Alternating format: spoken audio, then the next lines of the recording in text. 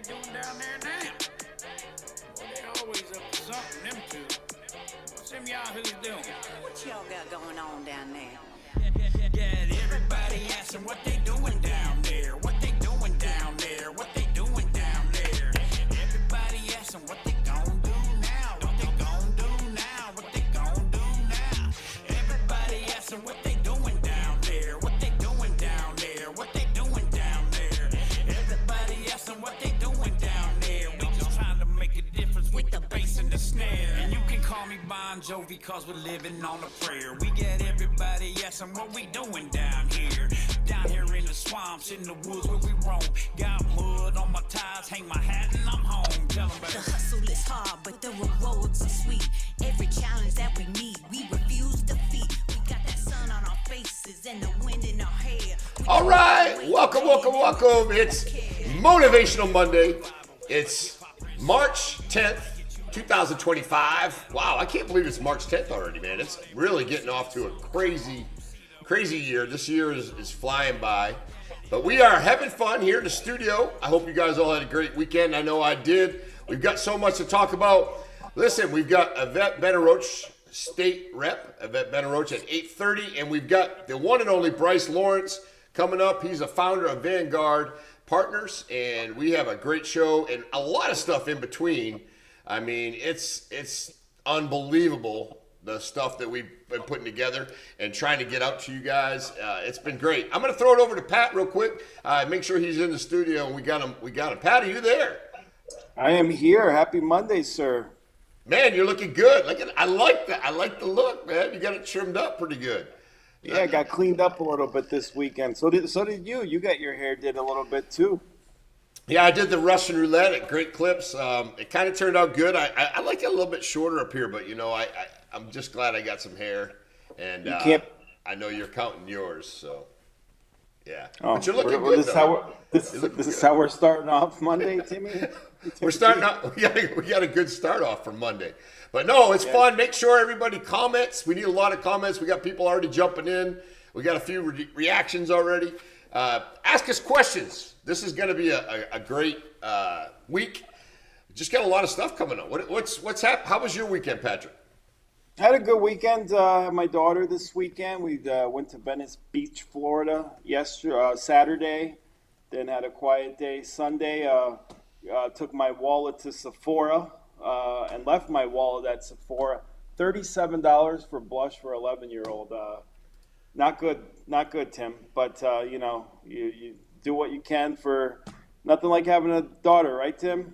Oh my God, it's so expensive. Great. Having a daughter is great, but it costs money, especially when you go to the makeup store. What do you is Ellie into like all the makeup now, or how did you kind of put that parameter on her? Hey Michelle, Well, so good to morning, see you. Michelle. It started in the last year. It really went quick from toys and gadgets to makeup. So that's great. My mom even says I don't even buy $37 blush for me, but you do what you can. Hey, with the girls, you got to just do it and make sure it happens for them, because She's very persuasive. She's just very persuasive. Yeah. Yeah. And she's She'll cute. make a good lawyer. She's cute. So Cute. So when cute kids ask you things, you're like, all right, I got to do it. My daughter is the same way, and I would always say not today, but by the time I walked out of the place, I had spent my whole life fortune on there. So yeah. So I get it. But I always like to do this. This is very important because without our sponsors, we would not have this show. So if you're interested in sponsor, just give myself or Pat a call. We've got a bunch of people lined up. We are actually, I know I keep saying this, we are actually getting ready to go into our studio. Did a lot of work on that this weekend.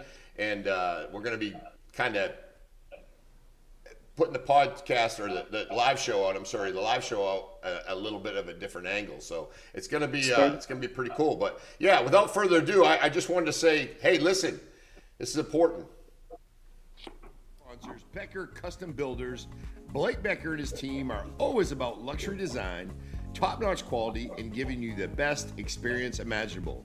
Becker Custom Builders are experts in building your dream kitchen, bathroom, or even making your outdoor kitchen area a reality. They will take your plain house and make it into a cozy, welcoming home. So if you're looking to upgrade your space, Becker Custom Builders is the only place to look. They've got you covered. Blake and his team have whipped up the studio in no time, and it's looking great. Remember, contact Becker Custom Builders. Blake, thank you so much for sponsoring. He does such good products, does such good work around town. Everybody that I know that has used them has always been very glad that they did. Thank you, Becker Construction. It's great. He's a great sponsor on and off the field. Yeah, it's good. He's a good sponsor on and off the field. Listen, I had a good weekend. I can't complain. Everything went really good. Mike Esposito's in there. Hey, Mike, what's up, buddy? Good morning, Mike. Good morning. Always Mike's good to see Mike.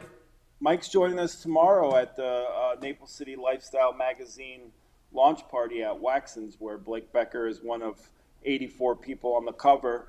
So we got to celebrate that. But I got Mike Esposito coming out with us tomorrow. So shout out to my guy, Mike Esposito, the GOAT for Outback Managing Partners. Yeah, and don't forget to visit Mike up there in Fort Myers. He has a great Outback up there, one of the nicest ones. I heard Mike's Outback is like one of the busiest ones in the country.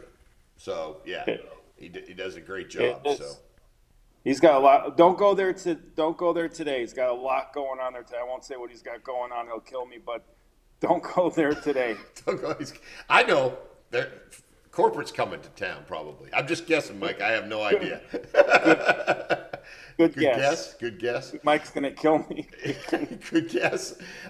Yeah, so what we do on this show is we always have a fun time with this. We always try to play a game, and the game is always fun. Let's play a game called Stump, Pat, Jira. And Stump, Pat, Jira is a game we play if you know a football player that has played in the NFL from 1995 and up.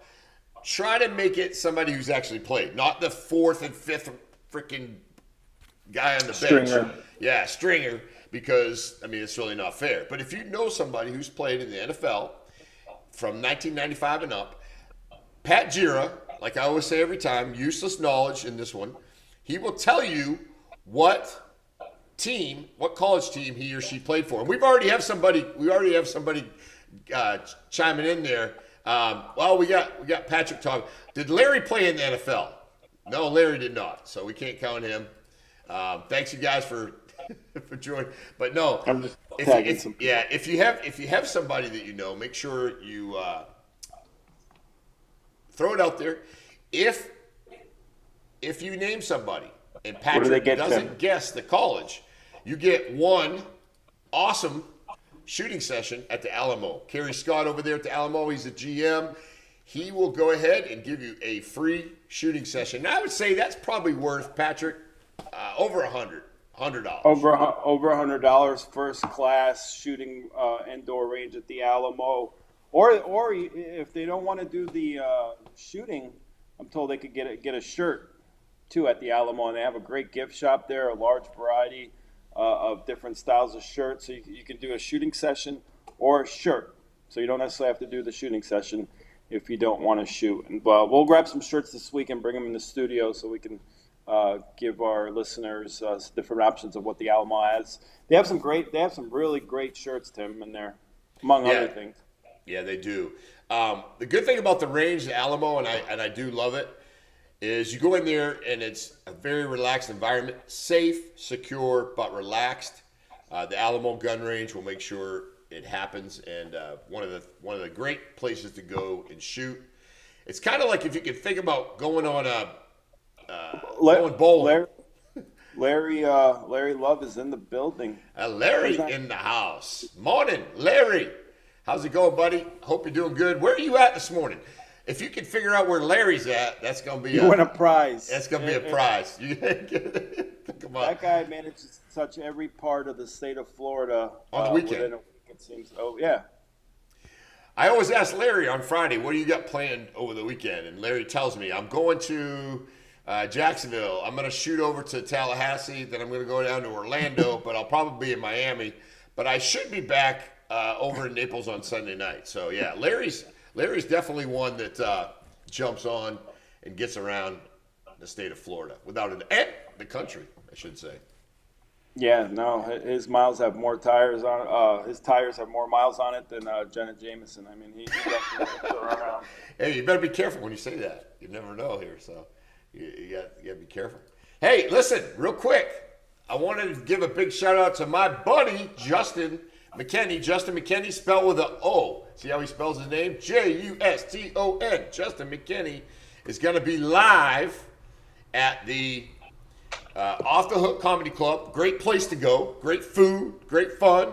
And he's going to be there on March 12th, which is going to be, Wednesday and Thursday night. Wednesday is going to be 7 p.m.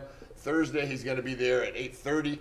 If any of you remember, he came down to one of my campaign events, and we had a great time with his comedy. So try to get to Off the Hook Comedy Club. We might be there both nights. We're going to try to get there both nights for Justin.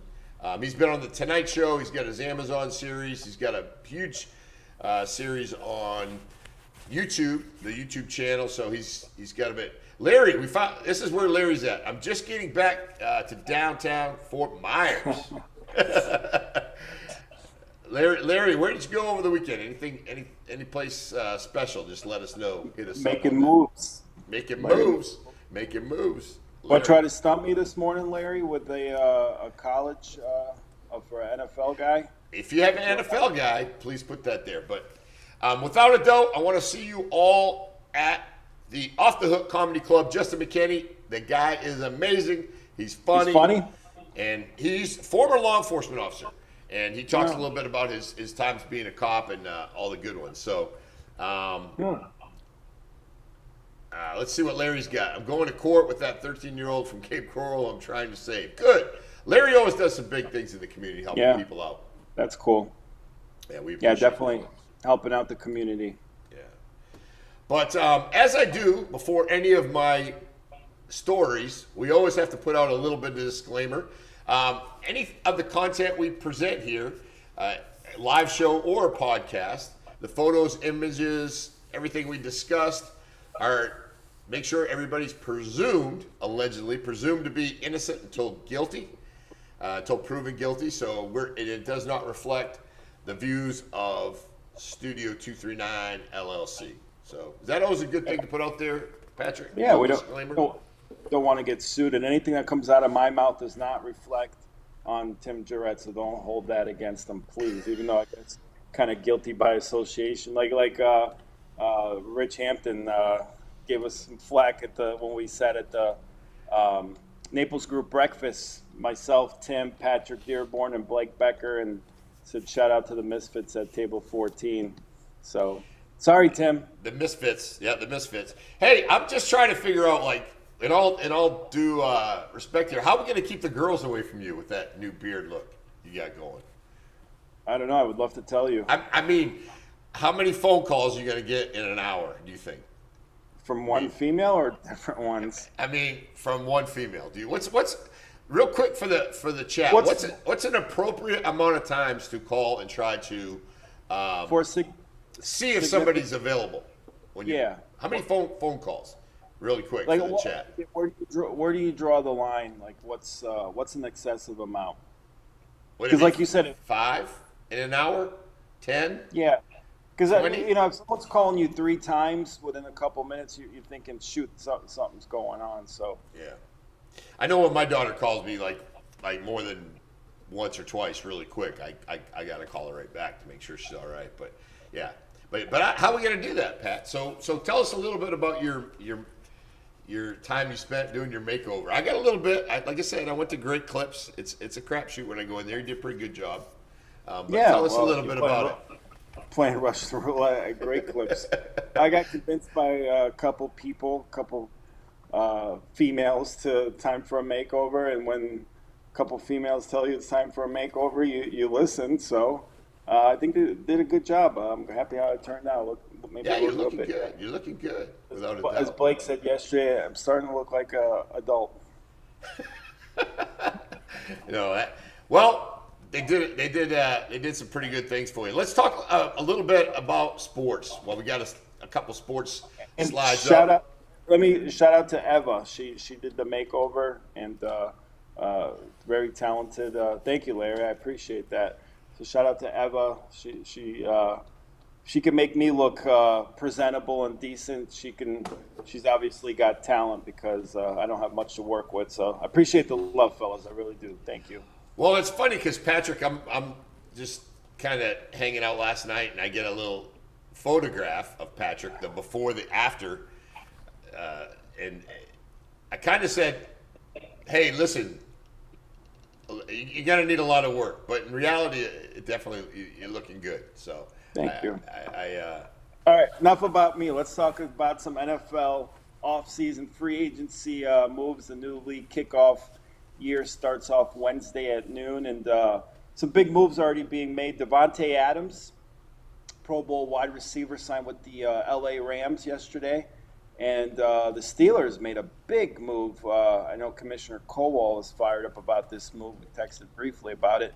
DK Metcalf going to the Pittsburgh Steelers for a second rounder, which I think is very reasonable to get a player like DK Metcalf, number one NFL wide receiver in his prime.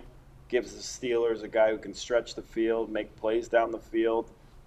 Big upgrade over what they have. It'll be interesting to see who's going to be throwing the football to them, Tim, because it looked like the Vikings and Giants were the favorites to sign Aaron Rodgers, but now supposedly the Steelers are very much in the mix, and Aaron Rodgers could be possibly throwing the football to DK Metcalf in Pittsburgh. I know Aaron Rodgers is not a guy you are a fan of. I don't know the whole story there, so I'm curious to see why don't you like Mr. Discount Double Take? Discount double check is lost Double in my check, in my head. Discount double check is lost in my book. Why? The guy, no good. Can't stand him. Have a nice day. Have a good one. I can't. Why? Listen. Why? I'm going to tell you. When he went to the Jets, I said, okay, he's going to try to bring things to the Jets. He's going to bring some positive attitude. He's going to bring some new light. Well, we know what happened. First or second play goes down. Achilles. Tore Achilles. Yeah, tore his Achilles. Comes back with vengeance, right? He worked out. We kind of followed him. He's getting back in the game. And then, things didn't really go like he thought they were going to go. He came in. Okay. And he's working with a team that needs some help. I remember the big thing that really hit me one time when I think he had thrown an interception or he did something or something. Actually, I think he made it through a touchdown, and he comes up to Coach, and Coach tried to give him like a high five or like a hug or something to just say, hey, good job, and he just kind of blew right past him. And I was like, you know what, you're a freaking jerk off. I was really upset, just his attitude. Then, is it because he didn't get the COVID shot? Is that why you don't like him?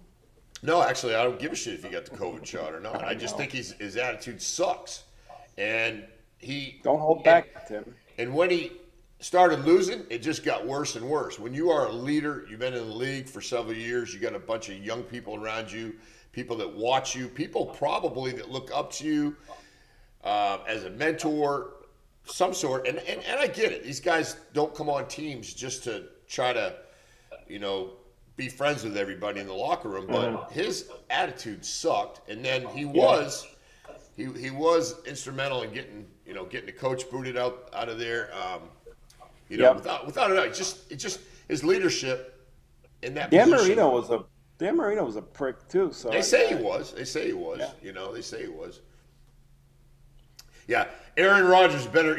I'm not gonna leave that one up there for Aaron Rodgers, a better quarterback than Tom Brady. Yeah, I don't think so, Larry. That's not true. Aaron Rodgers threw more interceptions in a freaking game than Tom Brady did in the whole season. So. Oh, stop it. Yeah, Tom Brady threw more interceptions in the Super Bowl than anyone else, too. Tom Brady overrated. If you go by stats, Larry's not that far. Okay, you're going by rings, but 3, 4, 5. What 6, if Aaron Rodgers 7. played with Bill Belichick? Played for Bill Belichick. Listen, I told you I liked Aaron Rodgers. His attitude sucks. I can tell you Tom Brady going into the last 2 or 3 years of his season, he was pissed at himself, but he didn't treat his players like shit. I never heard any player that said, I hate playing with Tom Brady. Period. Thank you. Well, Aaron, it's tough. You later in your career like that, you go a new team. You had the No, injury happen. you need to go find another place to go or go to the Well, he's going to go to Pittsburgh or retire. Minnesota. I think he's got some juice left. So, Yeah, well, we'll see. I hope and then he also sucks. Gino. Gee, wow, Tim does not like Aaron Rodgers. Aaron, if you're watching, worst of luck to you, buddy. Jeez, wow. Bad attitude, just a bad attitude. Thank It you. seems like you're singling him out. It looks like Sam Darnold's going to go to the Seahawks, and then Geno Smith got traded from the Seahawks to the Raiders. And then one more bit of NFL news. Joey Bosa, close to signing with the 49ers. So the Bosa brothers will be reunited in San Francisco. Joey and Nick Bosa, St. Thomas Aquinas, Fort Lauderdale, Florida, Ohio State, now possibly teammates again in the NFL for the 49ers. So Yeah, somebody told me the 49ers aren't going to have a year. They're not going to play this year. They're going to take a year off, try to regroup, and get things back on track. Is that? Well, I mean, is there any truth to that? well, the Patriots have taken the last 3 years off, so if we just take 1 year off, that's a win in my book. So Yeah. Patriots won't be seeing the playoffs anytime Go Pats. soon. Playoffs. Yeah, playoffs. Playoffs. Yeah. So yeah, I don't know. But hey, listen. On a not as good a side, I just Yeah. kind of want to throw this story out here. They are currently early morning this morning out in Immokalee. Had a shooting out there, and yeah, it turned deadly. I think they're trying to get some more information on that You're out in familiar. Immokalee. Yeah, and you're familiar with Immokalee, Tim. I know you have some crazy Immokalee stories, but anything that's sticks out in your mind from your Immokalee patrolling days? Yeah, I love Immokalee. Not necessarily because Larry lived there. I just loved working out there. Larry was always the guy that I would see every now and then, but always in a positive manner. Is Larry the unofficial mayor of Immokalee? Larry is, yeah, Larry is an I unofficial. think so. He is an unofficial person there in Immokalee, but in Immokalee, working out in Immokalee, one thing I really liked about it, I worked several years there in the high school, and I loved working with the kids out there at Immokalee High School. A lot of violent behavior, a lot of situations, a lot of incidents where they were very, I guess the best way to put it, were very dangerous for both the officer and the people living out there. But I will tell you, over the last 5, 10, even 15 years, Immokalee has changed for the better. Obviously, we have a shooting. We don't like to have anything like that going on, but yeah, that's kind of where we're at right now. Yeah, so definitely a good place. A lot of good people out there in Immokalee. I love working out there. So yeah, Yeah, a lot of really good people out in Immokalee. Love Immokalee. Mocklee's Great food. good. Yeah. We have a great guest, and I just saw her. She's in the green room. We're so fortunate to have Yvette. Come on. Let's see if I'm gonna bring her in here real quick. Give her an assignment, and let's see. Yvette, can you see us? Can you hear us? Yes, can you hear me? Yeah, you look great. I love your background. It's awesome. You got flowers. Wow, you're looking great. Are you in Tallahassee? President Trump. Yes, I am. Wow, you look fantastic. First off, congratulations to you up there in Tallahassee. I know since my campaign, I really haven't had a chance to, meet and see you and talk to you. And congratulations on your big victory.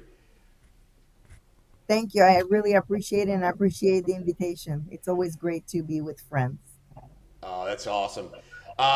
Real quick, so how's it been up there in Tallahassee? I know you got a long drive, but I know you're representing us well.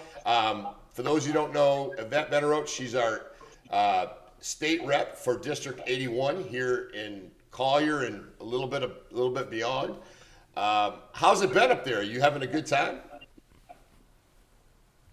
Yes, it's been very busy. It's everything more that I ever thought it would be, but it's great. I work 14, 16-hour days during the week and um, 7 hours to drive home when I go home. So But I'm happy to be here and be able to represent the people in District 81.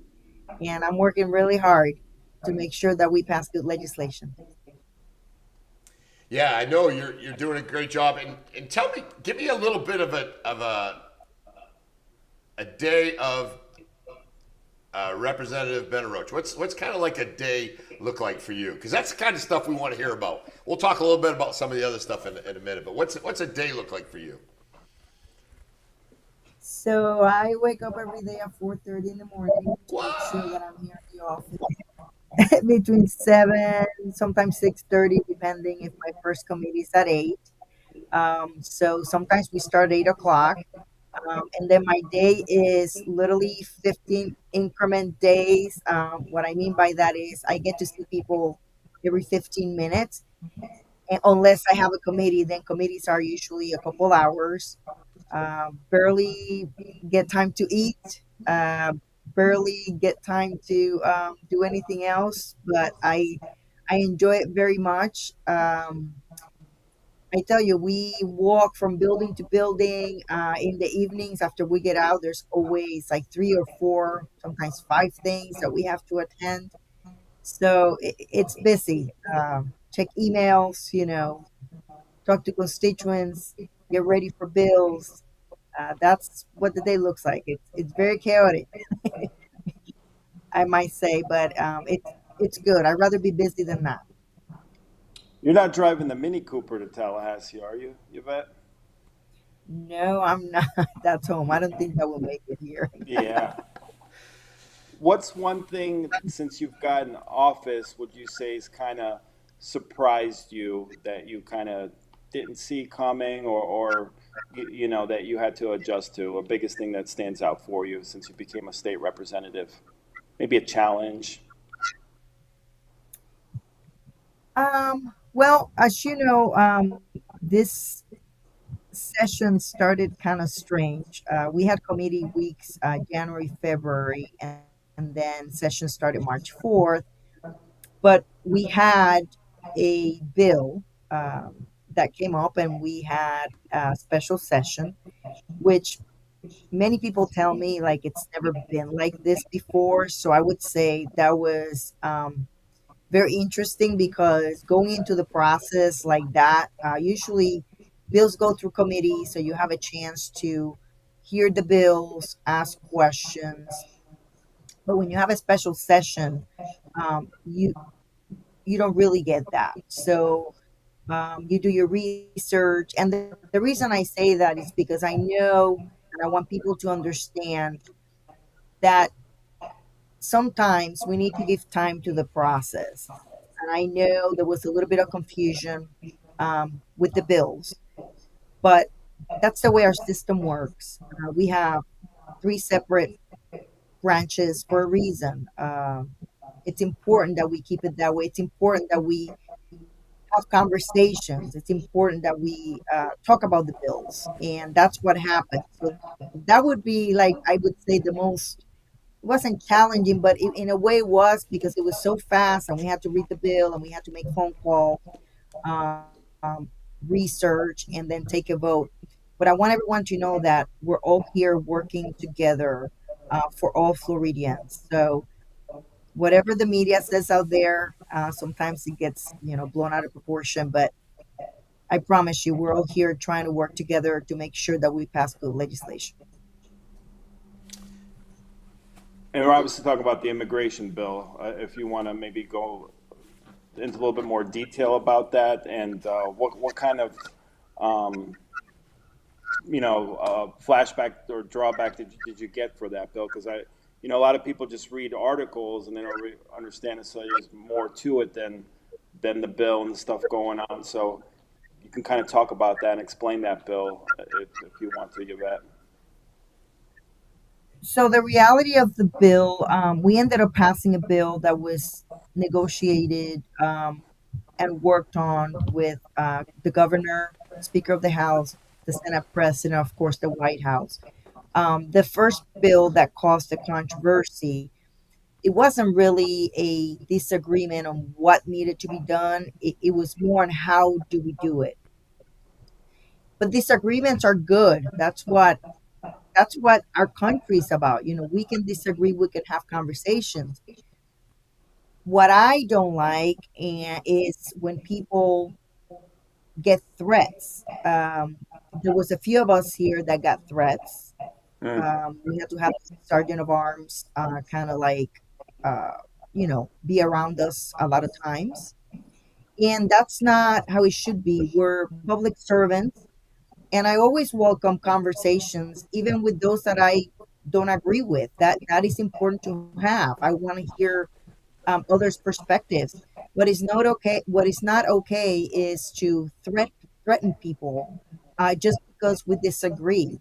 And um, so that I would say, I want people to know that that should never happen. People should not uh, be afraid to walk out of a building on their own. They shouldn't be afraid to have their aides work in the offices in the district.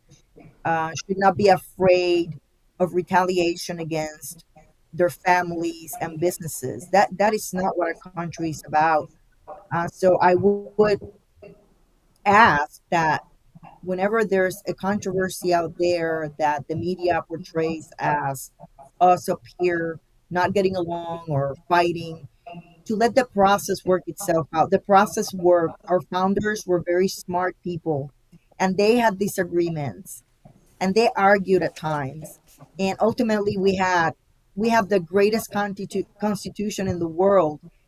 But that wasn't just everybody agreeing. That took work, and that's exactly what we do up here. We work, we disagree on things, we negotiate, um, but it's never okay to be threatened just because you disagree with somebody.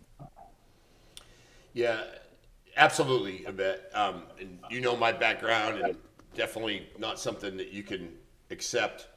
Anybody threatening and having that thing. I got the chance to go to FGCU and hear Governor DeSantis speak about the Trump Act. He obviously initially was pretty fired up about it because he felt that he was trying to do something a little bit more than what the Trump Act had in it. I know you guys have come together, I think, in a special session. Are you guys kind of at a place right now with that bill that you all pretty much feel comfortable with, or where is that right now? Yeah, the bill was signed, and it was the work of the governor. We have a great governor. Everybody knows Governor DeSantis is probably the greatest governor in the country. We all know that. We also have a great Speaker of the House. I can tell you, as a freshman, I admire Speaker Perez. I mean, I can tell you, coming up here, um, and not really having experience, he has made the process very easy to understand. He has an open door policy. I can walk in his office anytime I want, which is something that people say up here it's never happened before. The president of the Senate works very closely with us here in the House, and we are all working together for all Floridians.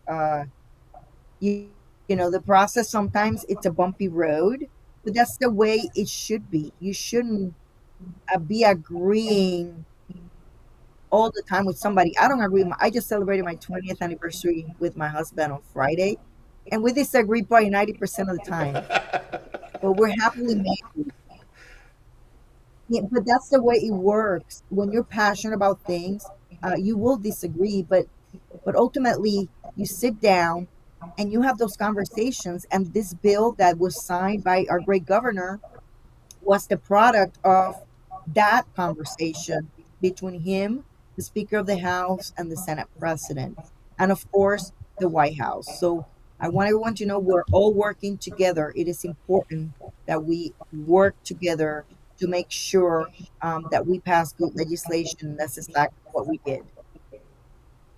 Yeah, and I think probably some of his kicking and screaming, probably thrown in there, kind of stimulated that conversation to another level, which that's how the process works, right? So everybody takes another look at it and says, okay, let's do this, let's do that, to make sure that we're hitting all the the issues the best we can. I would say that probably would be the case. Yeah.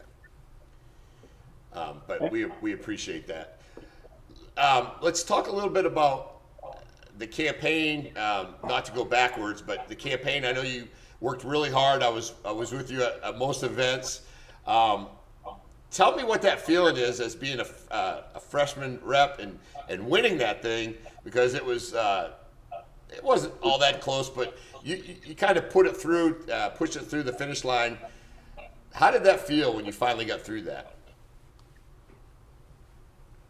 To be honest, I never thought in my wildest dreams, and when I moved into this great state, this amazing country 21 years ago, that I would be sitting here in the Florida house.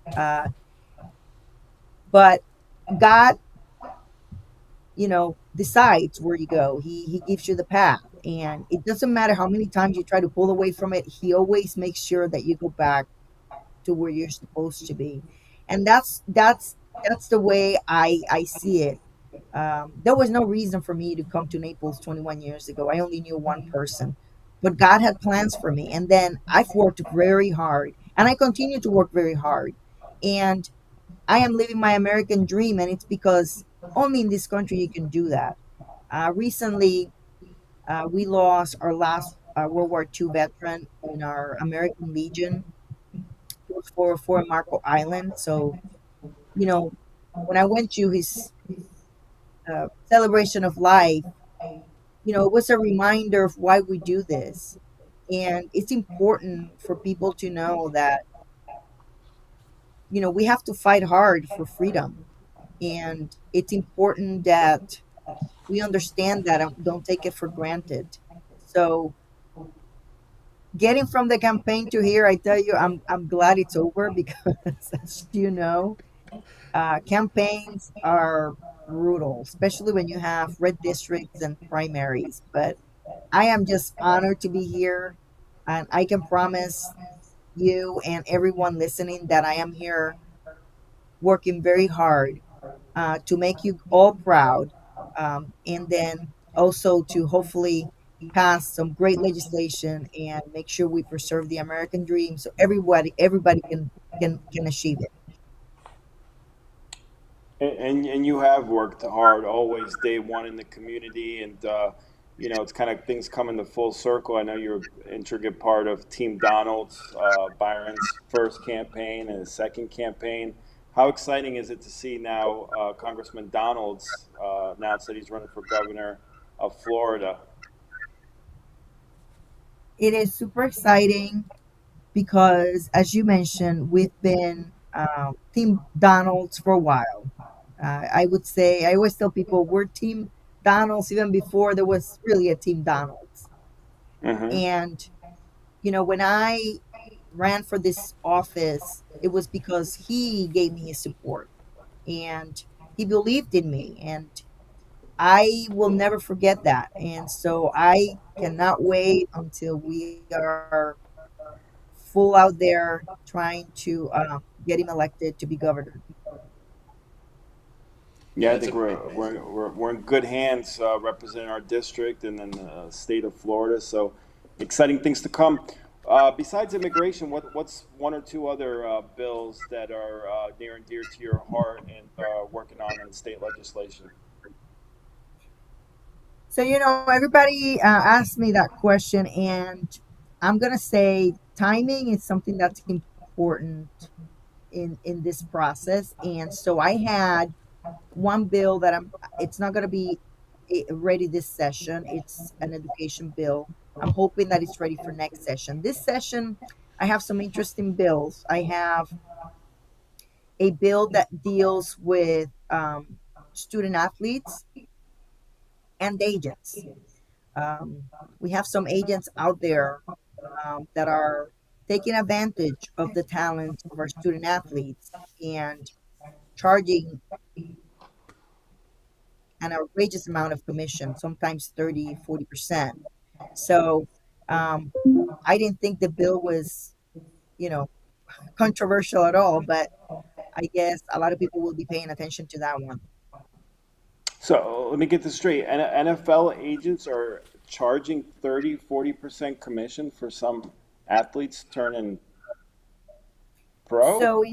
So in high school, when you have high Yeah. school students in as seniors and they're getting ready to go to college, Yeah. you know, they can actually make money on endorsements. The And NIL. there's agents out there um, taking advantage of those kids. And so here, we're going to protect those kids. We're going to protect their talent. We're going to protect their finances because, like one of our founders says, if we were angels, there would be no government. And that's exactly what's happening.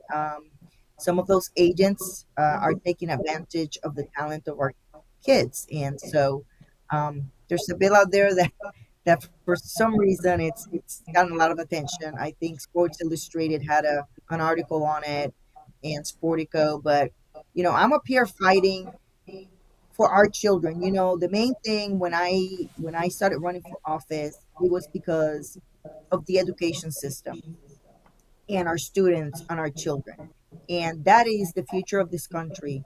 And I'm going to be up here doing everything I can to protect them and to fight for them because they are the future of this country. Without them, we're not going to have a country. So I am going to work very hard to make sure that our students and children are protected. So it would limit the commission that an agent can take for Yes, a college. yes, it will cap it. The bill is not perfect right now. We're still trying to work on it, but the NFL agents have a cap, so Yeah. it's yeah, so it's something that needs to be done. Um, and then another thing, I have another bill that deals with transparency when it comes to insurance. We've heard reports of insurance companies, and I tell you that was the number one issue in our county was affordability, and insurance was a big part of that. So we're going to work very hard to make sure that we continue to do things to make sure that insurance companies are held accountable.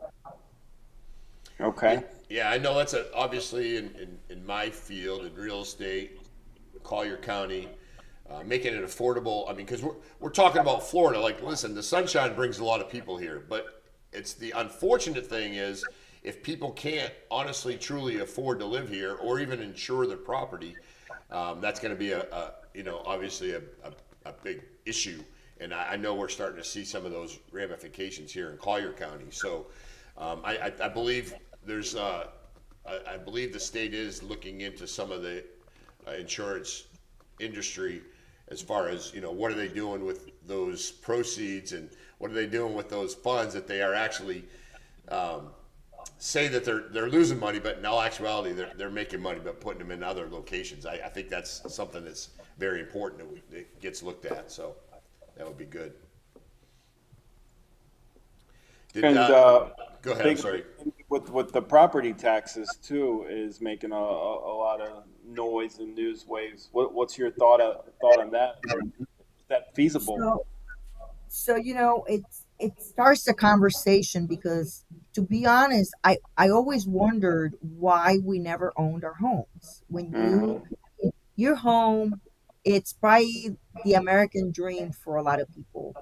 People invest their life savings in a home, and that's the legacy sometimes they leave to their children. And for us to never own a home, um, it's crazy to me. And I always wondered, like we really never own our home. You pay your mortgage.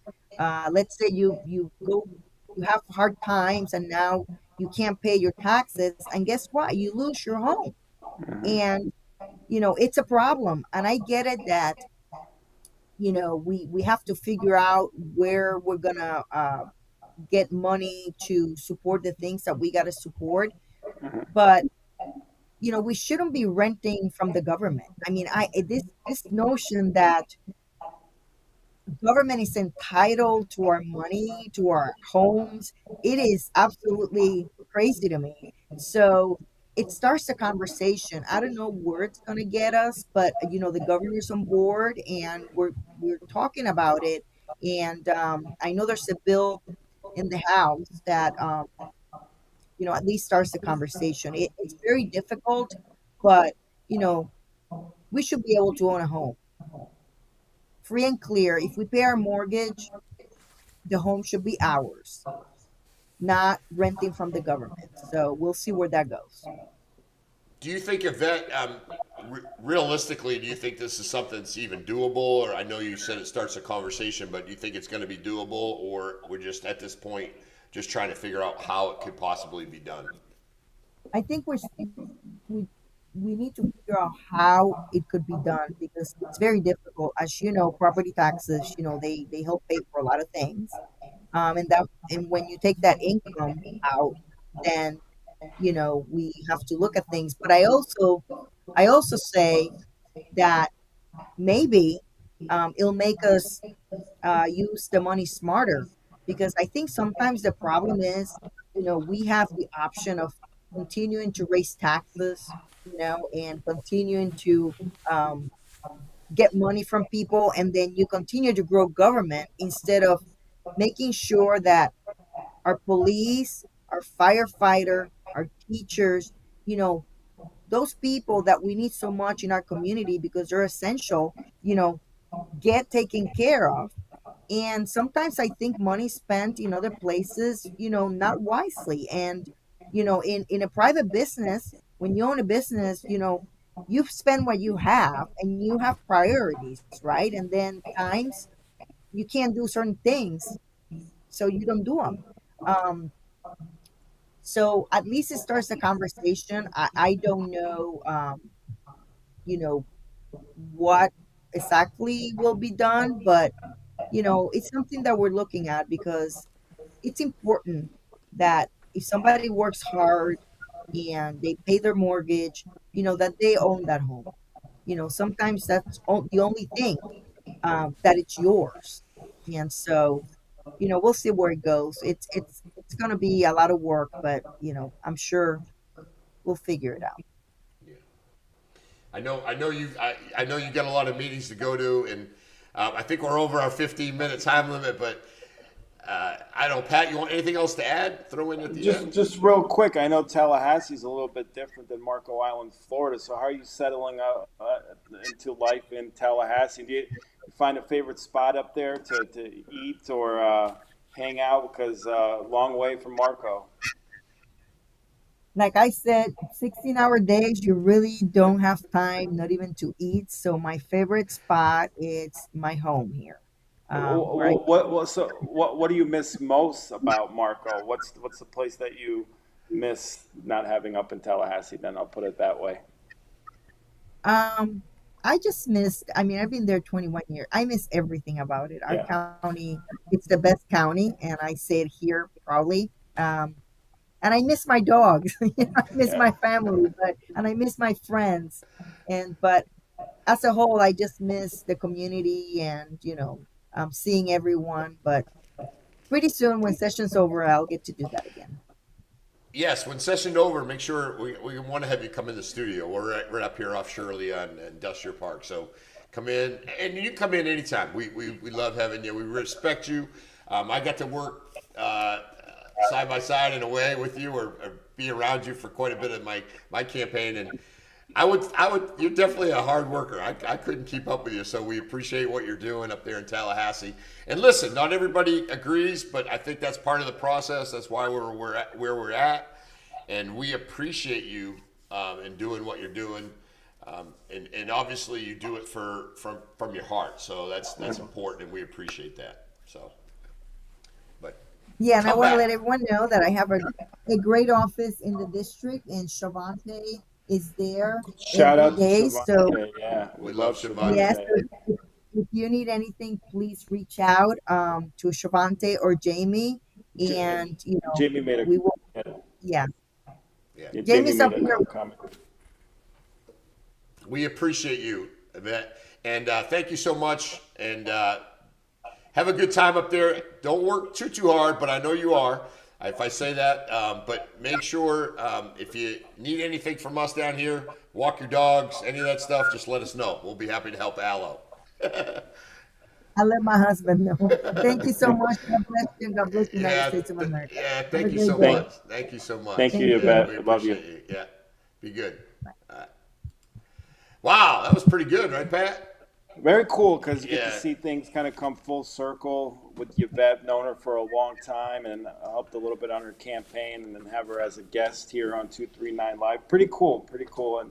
And no one works harder than Yvette. I mean, she's really put the time in the community and then campaigning and supporting other people, supporting different causes. So to see her now as our state rep is exciting. And we have a fighter in Tallahassee. We have someone that we'll listen to the people and go up there and fight for the community. So we're in great hands here, Collier County. You know, we have some really great people representing us, and great governor. So very blessed. But always awesome to have Yvette on.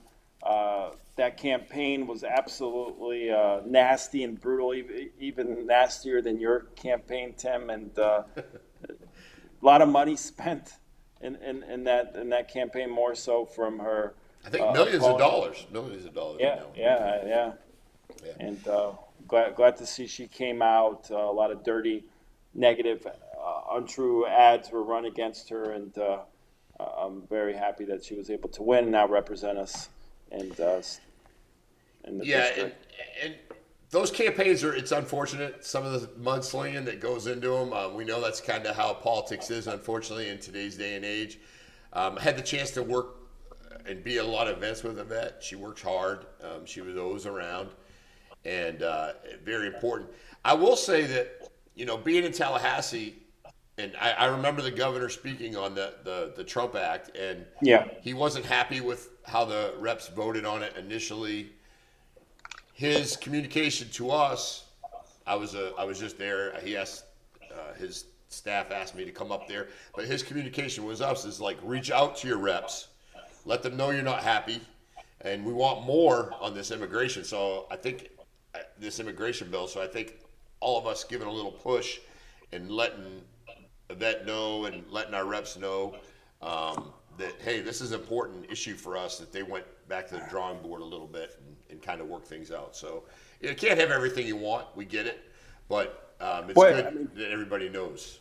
Yvette's got literally thrown into the fire. I mean, from the tough campaign and going up to Tallahassee, and that bill made waves like no other bill in, recent times. So she's definitely had a lot of fire since she ran and now in office. Hey, good morning, Meredith. How you doing? Meredith, way to go. Yeah, there's a lot of fire up there, but I think realistically, do you want to go to Tallahassee and not even and be under the impression that nobody back home really cares about what you're doing up there?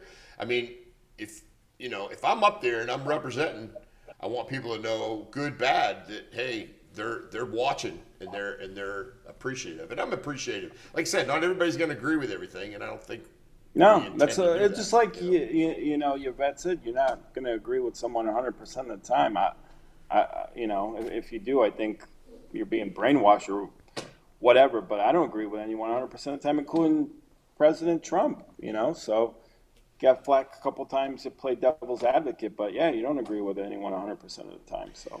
Yeah, it's not a good situation where you get that think tank mentality where everybody has to agree and you go to these meetings and I think being a freshman up there, you're kind of just trying to navigate the first first couple of months. So yeah, I didn't ask her when session ends up there. Do you know approximately the time it ends? I think it usually goes till April, middle April after Easter, that type of thing. I'm not sure. Yeah. Not sure. I want to go back to the story though. We got the Immokalee story, and Larry wrote something.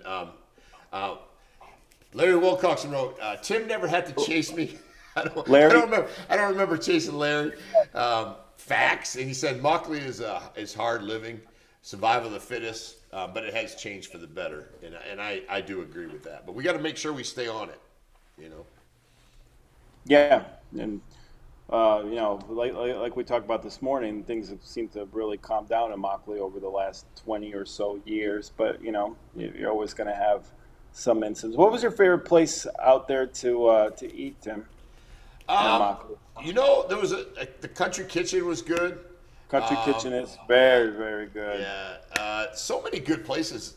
Lozano's and Lozano's is always a place where you can go, and it's very consistent. You get your food up there.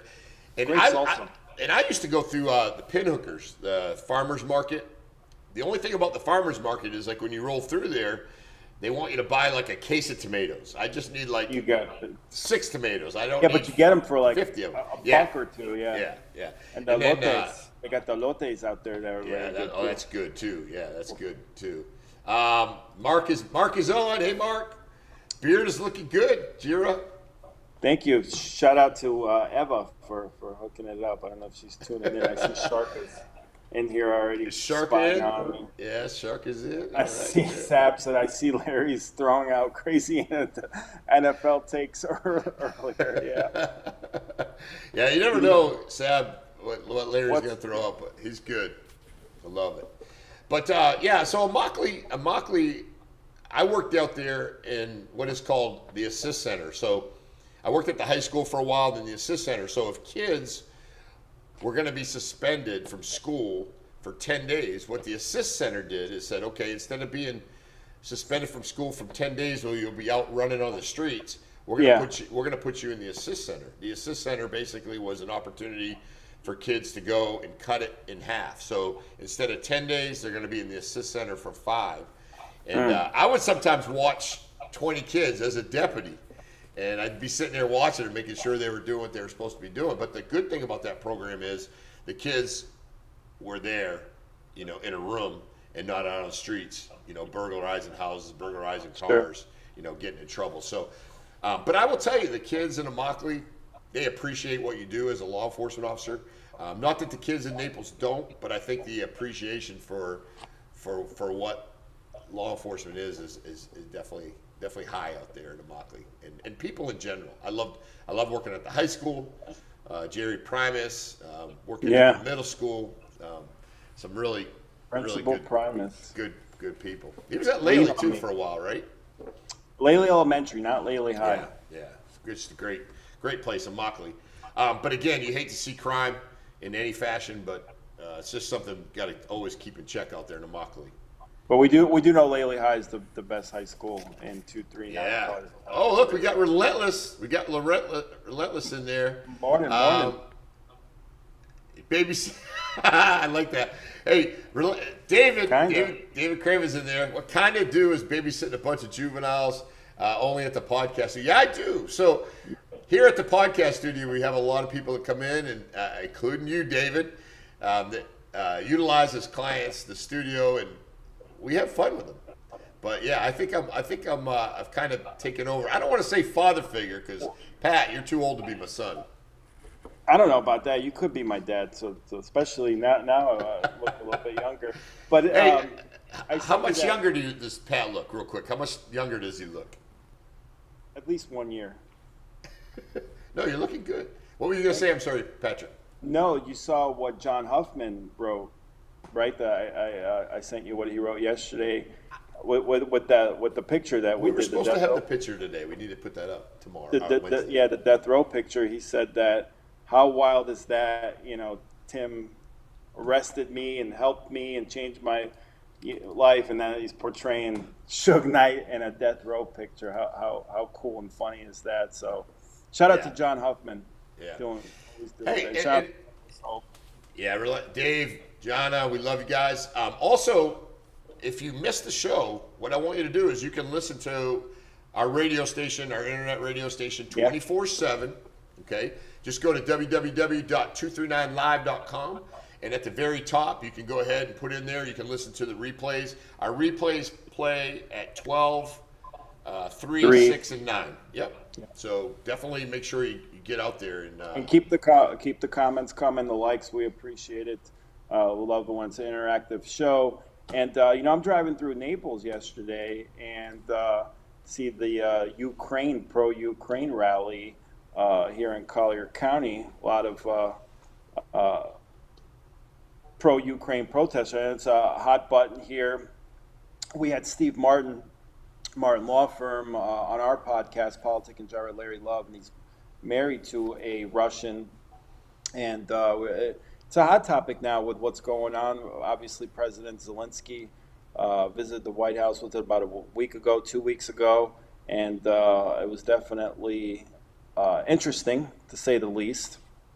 And what's your take on what's going on with the Ukraine war? What President Trump told Zelensky, because it seems like definitely the majority of Americans have kind of shifted in their support for Ukraine, and the tide is kind of turning a little bit. Would you say that's fair to say?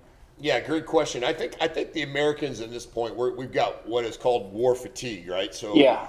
we've got to a point where, hey, listen, something's got to happen. We know it wasn't going to happen and change under the Biden administration. I think people in general in our country are tired of throwing money at something that is basically just not going to end unless somebody does something drastic. And like Donald Trump said, listen, we got to get these talks going. Where's the end game in this? There is no end game. The only end game is get That's the some sort of resolution.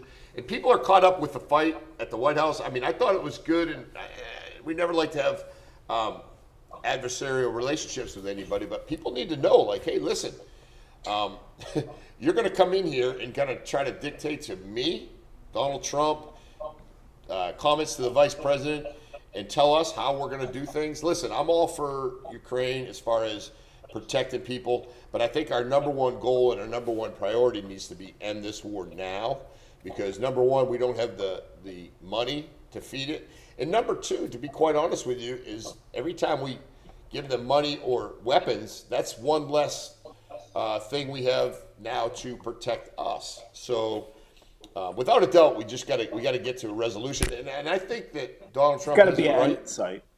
Donald Trump has it right. He says, listen, thousands of people are dying. Like, I think last week was like a brutal week, both sides. I mean, Russians and Ukrainians. So People dying, money being sent, wasted, disappearing, money that could be used to take care of the people here in the United States that's going over there. And like you said, there's got to be some kind of end in sight. It just seems like, from my perspective, that Zelensky kind of wants this to drag on. So do you think President Trump was out of line in any way when Zelensky visited the White House? Because some, usually people who necessarily don't like President Trump said he didn't act presidential with Zelensky in the White House. Well, what's your thoughts on that being, Yeah. Well, listen, Donald Trump got to where he is because how he speaks. Yeah. Good, bad, or indifferent. Sometimes when I hear him, I'm like, oh, did he just say that? But the thing is, Donald Trump's going to be Donald Trump, and that's what I like about him. He's going to tell you exactly how he feels. Yeah. He's going to tell you exactly how it is. And I think most of us, and it's very scary for politicians because they are always trying to find tightrope things, but he tells you exactly how it is. I do not think he was out of line. I think he sent a message like, hey, listen, this is what's going to happen. This is what we need to do. And if you don't like it, these are going to be the consequences. He truly said, you don't have the cards to make these decisions. How are you going to go into a poker game? And again, I'm not trying to minimize a war, but how are you going to go into a poker game and demand stuff when you're holding, a pair of threes in your hand? You got to have the cards to be able to, start talking trash, start talking smack. I'm curious to hear our listeners what they think about Zelensky visiting the White House, what Trump had to say, and about the Ukraine conflict. So please throw your comments below. And how about for a comment of the day, we'll win a free Royal Scoop ice cream gift card. So the best comment of the day, which Sab's already had a good one with Larry Love's take on NFL. Mark's got a little rip on it. Larry Love said to throw out the wall takes for attention. There's no chance he's going to be serious. No, he really believes that. He's passionate about the Aaron Rodgers argument. So Larry just doesn't throw out. There is absolutely no way you can compare Aaron Rodgers with Tom Brady. Sure Aaron Rodgers is a good quarterback. His attitude sucks, but he is not comparable to Tom Brady.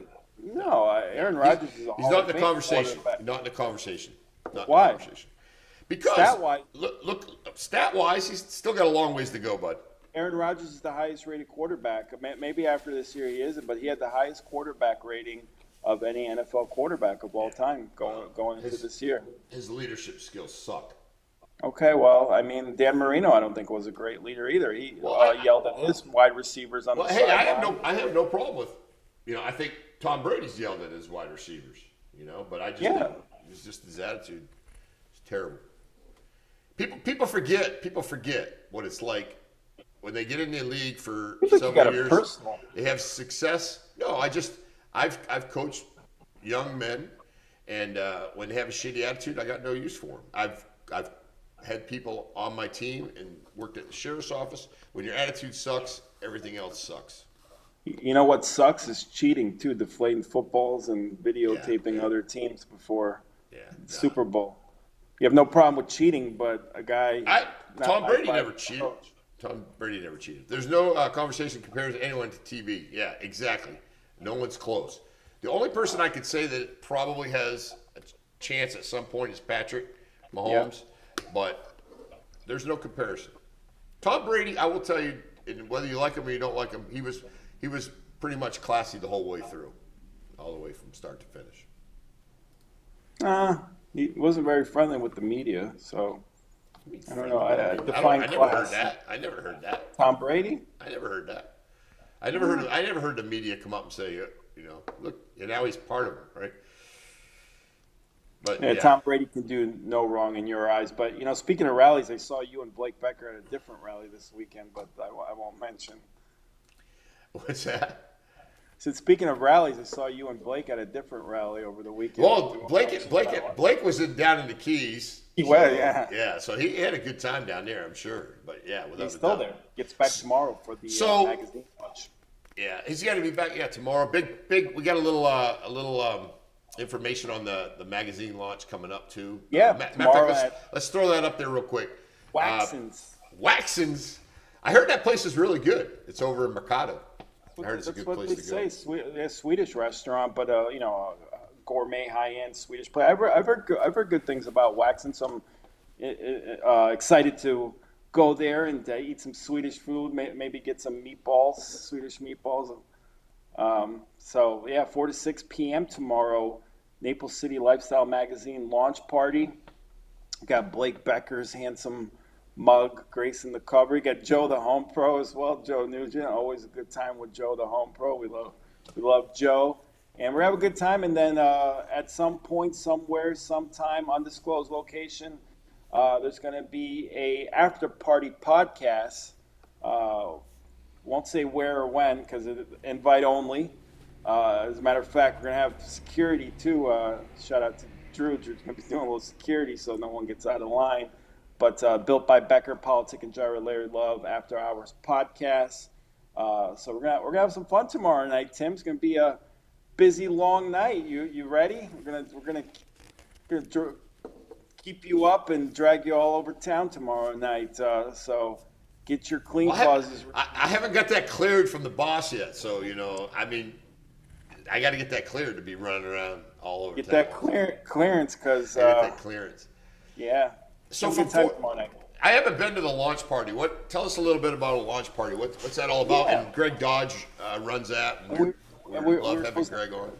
Greg today, but the times conflicted. Love Greg Dodge, Naples City Lifestyle Magazine. Very cool. Once a month does a party, different locations.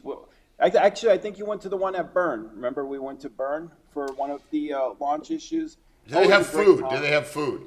They do complimentary appetizers or hors d'oeuvres. Okay. No buffet. Like a little buffet, but again, hors d'oeuvres, and so slow down, Tim. But always a good time. Brings out the community. A lot of great people. Great for networking. Get to meet a lot of different people. I know I've networked and met a lot of interesting people at these launch parties. And shout out to Patrick Dearborn because he'll yell at me.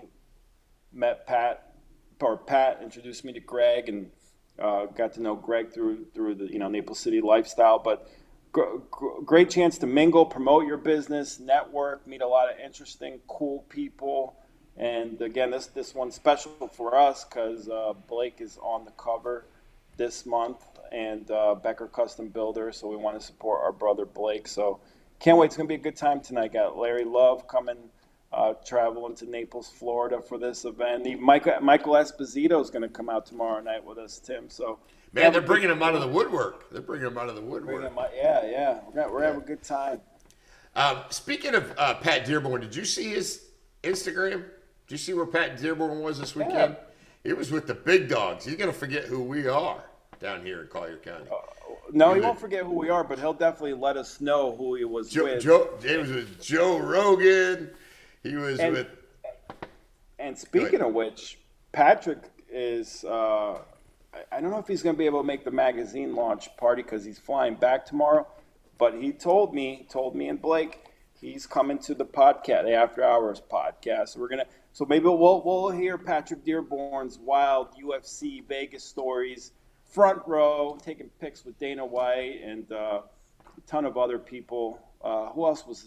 Cash Patel, FBI Director Cash Patel. Yeah, he was loaded up. But Patrick Dearborn's big time. Pat gets in there right in the front, and he fits in good with that crowd. So I hope he remembers us. I hope he remembers Tim Guerrette down in Collier County, Pat Jira. Hope you remember us, Pat Dearborn. Thank you. Yeah. So look forward to tomorrow. Patrick can tell us some cool stories. Yeah. From UFC in Vegas on the podcast. But we love Patrick. He was the unofficial mayor of 239. Now he's worldwide now. He's global. So Patrick Dearborn, big things. But this was interesting because Golden Gate Estates, living in Naples for the last 30 years, Tim, I've seen Golden Gate Estates. I remember when all you had was the G store out there. That was your meeting point. Hey, meet me by the G store, because really for the longest time that's all they had out in the Estates, and it was a big deal when they got some other convenience stores, and there's a Publix out there now, right? And they got a couple of them. Yeah, CVS, all that. But back then, that was, they didn't have anything out there. I think they just got electricity in the last 10 years out in the Estates, or cell phone towers for sure, because you couldn't get any service out there. But it's kind of interesting to see how the Estates has really grown into, what it has today. I mean, I'm sure back in your day too, patrolling out there. I mean, there was nothing out there but panthers and wildlife. Bears. Yeah, a lot of bears. Yeah. Big shout out to Tim Eaton. He basically, Tim Eaton knows, and he used to have. Yeah, he is really involved in the community, and he knows what's happening. But big shout out to him. We got to get him on the live. He's great. He's great guy. I remember Tim, Naples Daily News back in the day. We used to come in. He was way ahead of his time. Bringing on podcasting back then, and They chose at the time to go with print media, and I think that is kind of a dying age right there. So, Tim Eaton knows about what's going on. So out in the Everglades, when I first started with the sheriff's office, it was one big district. So basically what it was is the city of Golden Gate was patrolled by the district, and then what you would do is you'd have the Golden Gate Estates district. That was a zone. So you had someone from the city would be patrolling out there, and it was a zone. So now what they do is they actually have a substation out by the fairgrounds. It's our District 5 substation. And our district, District 5 or District 4. I can't even remember now. I'm getting old. But so out there in Golden Gate Estates, so now we have, at any given time, they have 3, 4, 5 deputies patrolling. It's growing so big out there. You got the new Publix is popping up just around the corner. I remember the one at Randall in Immokalee that popped up. Traffic out there is crazy in the morning. It's actually spring break, so it's a little bit better today. But there's so much happening in Golden Gate. It's amazing. Yeah, definitely. Remember, you could get freaking house out there for $80,000, a little property. I built my first house. Off of Randall. It was on 22nd, 18th, and I paid $116. I mean, I was all in. $116. 4 bedrooms, 2.5 bath. How much is that house worth today, Tim? That house right there is probably close to probably 700,000-800,000. It's a beautiful lot. I drove by it the other day, and I'm like, it's 2 3/4 acres. The people who bought it, great condition. Yeah. So, but yeah, for sure. Mark writes in there. He goes, see if I can put this down here where you can see a little bit. What are your thoughts on Crackling Jacks? I like Marty Morgan out there. She's awesome. My half my family loves the liver and onions, and Mark writes on there, disgusting. So Crackling Jacks is great. I like Crackling Jacks. It's changed a little bit. I think new owners over recently, but still a great establishment. Blowing up now because Guy Fieri did Diners, Drive-In, Dives there. So it's absolutely on fire and well deserved. I'm glad they're getting the business. I love liver and onions. It's a check dish. I do too. I like cooking it because it's got to be cooked just right. But I think it's absolutely delicious. But I wouldn't order that out necessarily. If I'm doing liver and onions, I like to cook that myself. And I'm not a big cook, but liver and onions is something I like to cook myself. I actually love the smell of it. I know my ex-wife used to drive her crazy when I cooked it in the house. But love liver and onions. But Crackling Jacks, you get the fried chicken out there. They got good fried catfish, grouper, and all that other stuff. But liver and onions is good, Phil. Get on board here, buddy. I like it too. And I think we used to have it as a family because it was probably the cheapest thing on the menu for my parents. Not anymore. Cheapest thing to buy. Is it expensive? Liver and onions expensive to buy? Go out and buy liver? It's more expensive. I mean, you see at Walmart, you get it for like $1.50. Really? Yeah. Yeah, I mean, you can just slab it on, onions, boom, lay it out there. Yeah, Good stuff. I like it. I haven't seen you turn down any kind of dish, and I'm not ragging on you, but I actually admire that, Tim, especially, growing up Czech Republic, a lot of people don't like to try different cuisines, and I've never seen you turn anything down, and you're always open to try anything. So shout out to Tim G for taste palate being sophisticated and open to new things. You ever have menudo? Because Isn't that a band? I don't know. Menudo? It's a Mexican soup, but we also have it in Czech. It's tripe soup. Tripe? I know tripe. Yeah, I actually have never had it, but I would definitely try it. I think my palate is pretty good because I have been pretty much, all over Europe, almost every country over there. And every time I go there, I try to find something that's local to try to eat what they have. I love German food. I love South American food, Colombian food, all that stuff. I just love it. So I try Cuban food, black beans and rice. Matter of fact, I think I'm gonna try that today. But I do. I am too hungry. But I do like all different kinds of food. I'm trying to think something I really just do not like. Like I would not eat. There's a couple things, but I can't even think about it. Yeah. You ever have goat? No, I never had it. Yeah. Goat melt? Yes, not goat though. You can eat goat. You can eat goat. I didn't care for it. I had at a party and it was a little too gamey, but like venison, deer is excellent. That gator tail. Yeah, there's not much. I freaking Larry eats raccoon. Larry. And possum and all that crazy shit. Well, I think that's one thing in Crackling Jacks and Marty Morgan over there. The thing about Crackling Jacks is they do have a lot of stuff on the menu. They got gator, frog legs and different things that you'd think that would be in the middle of Everglades. Well, what's your thought on frog legs? I think they kind of taste like chicken wings. Never had them. That's one thing I won't do. Like I'll try a lot of things, but frog legs just do not. Like I've had escargot. Escargot's good, but just frog legs, just not appealing to me. Yeah. Let's see if we can see this here a little bit better. I'll move it over. All of these influences, liver, King Paul, all been bringing light to the benefits of liver. Yeah, it's actually good for you. They say it's iron. I think it's got iron in it, right? Yeah. I would eat it raw. I eat raw meat. I actually eat a lot of raw meat. I would think that I had eaten raw liver, but I actually cooked it, Fiola. I cooked my liver and onions medium rare. I like it medium rare. So yeah, because if you cook it too much, it gets to be even more like leather. So that's not good. Yeah. Curry goat, big time Caribbean food. Curry. You put curry on anything, it tastes good though. If you make, You do it right. I like curry oxtail, curry rabbit. Yeah. Rabbit's really good, Tim. It's really good for you too. I think you gotta. I think it's gamey, but I think you gotta if you know how to prepare. Rabbit, not if it's cooked right. Rabbit, Yeah. no, absolutely not. Yeah. Well, Get you. the baby rabbits are the best. I don't know if I You're should horrible. say that. You're horrible. Mean guy. Yeah. What else you got, Tim? What? Another fentanyl arrest, huh? Yeah, another fentanyl arrest in Southwest Florida. That's a good thing, I guess. At the arrest, the bad thing is we're seeing a lot of fentanyl.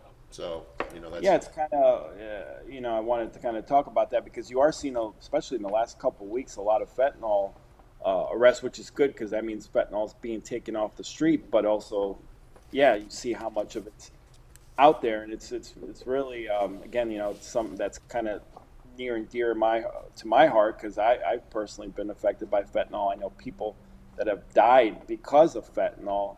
So it's great that it's being taken off the streets. We heard Officer Hampton speak about the challenges and the fentanyl that is out in the Collier County streets, and they're taking it extremely seriously. I think this administration overall is probably taking it more seriously than the previous administration, and it's good to see this poison, because that's what it is, being taken off the streets, and these innocent till proven guilty. But if you're selling fentanyl on the streets, you deserve a very harsh prison sentence. So get these people off the streets and get this poison off the streets, because it's killing our kids, it's killing our community, and just a terrible, terrible drug. All drugs are bad. Every single drug is bad as far as I'm concerned, but fentanyl, stuff that we have not seen before, and it's killing more people than any drug has before. So, yeah, a lot of people do put up their arms and say,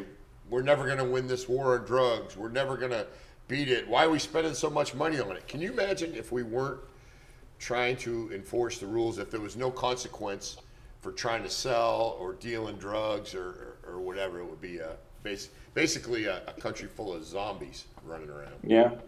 So. Yeah, and unfortunately, the problem is, America is the biggest consumer of drugs, narcotics. So when you're, the number one buyer, you're going to have these drugs flown into your country until we can find a way to curb that, America's desire for these illicit drugs. But you got to stop. Are you going to stop 100% of it? No, but you have to do your best to stop the flow of these drugs coming to America. And when they do, you have to prosecute the people selling them.